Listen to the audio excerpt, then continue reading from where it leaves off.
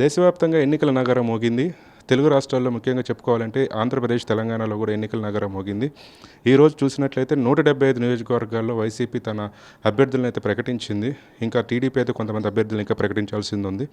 అయితే ఈ ఎన్నికల మీద ఎప్పుడు ఎలక్షన్ కమిషన్ ఏం చెప్పింది, దాని విశేషాలన్నీ మన రిపోర్టర్ నాగశ్రీ లైన్లో ఉన్నారు. నాగశ్రీ చెప్పు, ఎలక్షన్ కమిషన్ ఏమేమి కీలక అంశాలు ఈరోజు ప్రకటించింది? ఎస్ దేశవ్యాప్తంగా కూడా ఎన్నికల నగర అయితే ఈరోజు మోగిందని చెప్పుకోవచ్చు. అందరూ ఎదురు చూస్తున్న ఎన్నికల కోడ్ కూడా దగ్గరలోకి వచ్చేసింది, అమల్లోకి వచ్చేసింది. ఈసీ వాళ్ళు అనౌన్స్ చేసేశారు.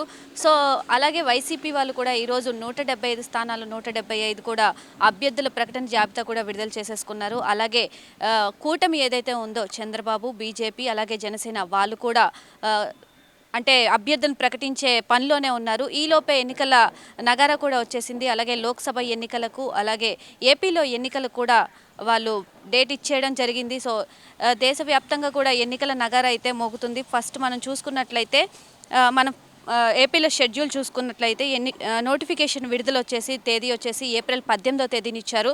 సో నోటిఫికేషన్ ఆ రోజు వాళ్ళు ఎన్నికలని విడుదల చేస్తారు. అలాగే నామినేషన్లకి చివరి తేదీ కూడా వాళ్ళు ఇవ్వడం జరిగింది. ఏప్రిల్ 25వ తారీఖున ఎవరైతే నామినేషన్స్ వేస్తారో వాళ్ళు ఏప్రిల్ 25వ తారీఖు వరకే వేసుకోవాలి. ఆ తర్వాత వేయడానికి వీల్లేదు. అంటే ఏప్రిల్ 25వ తారీఖు నోటిఫికేషన్ చివరి తేదీగా ప్రకటించారు.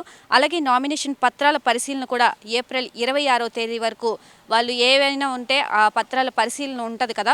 సో అదంతా ఏప్రిల్ 26వ తేదీ వరకే వాళ్ళు చూసుకోవాల్సి ఉంటుంది. తర్వాతకి వీలు లేదని కూడా వాళ్ళు చెప్పడం జరిగింది. అలాగే నామినేషన్ల విత్డ్రాకు కూడా అవకాశం కల్పించారు. సో ఆ అవకాశం అయితే ఏప్రిల్ 29వ వరకే ఉంటుంది. నామినేషన్ పత్రాల పరిశీలనలకు అలాగే నామినేషన్ల విత్డ్రాకు 4 రోజుల సమయం ఇచ్చారు. సో విత్డ్రా చేసుకుంటే చేసుకోవచ్చు, లేదంటే అలాగే కాన్సెప్ట్గా వాళ్ళు పోటీ చేయడం జరుగుతుంది. అలాగే ఎన్నికల తేదీ మే 13వ తారీఖున వాళ్ళైతే ప్రకటించడం జరిగింది. అంటే ఏపీలో ఎన్నికల సమయం వచ్చేసి మే 13న అయితే వాళ్ళు అనౌన్స్ చేయడం జరిగింది. అలాగే ఎన్నికల కౌంటింగ్ వచ్చేసి జూన్ 4న ఇవ్వడం జరిగింది. అంటే మే 13న ఎన్నికలు జరిగితే జూన్ 4వ తారీఖు కౌంటింగ్ చేస్తే పోలింగ్ మనకి రిజల్ట్స్ వచ్చే అవకాశం జూన్లో కనిపిస్తుంది. అయితే రెండు రాష్ట్రాల్లో తెలంగాణను, ఆంధ్రాను రెండు ఒకేసారి ఎన్నికలు జరగనున్నాయా? ఎస్, లోక్సభ ఎన్నికలు అలాగే మనకి ఏపీలో ఎన్నికలు కూడా సేమ్ దగ్గర పరిస్థితిలోనే నెలకొన్నాయి. ఈ తెలంగాణలో కూడా సేమ్ అదే డేట్స్లో కూడా వాళ్ళు అనౌన్స్ చేయడం జరిగింది. ఓకే, ఇంకోటి దేశవ్యాప్తంగా ఏదైతే విడుదల చేసిన గణాంకాలు ఏదైతే ఉన్నాయో, కొత్త ఓటర్లు ఎంతమంది ఉన్నారు, సో ఓటర్ల సంఖ్య ఎంత ఉందనేది ఈసీ ఏమైనా రిలీజ్ చేసిందని చెప్పుకోవచ్చా?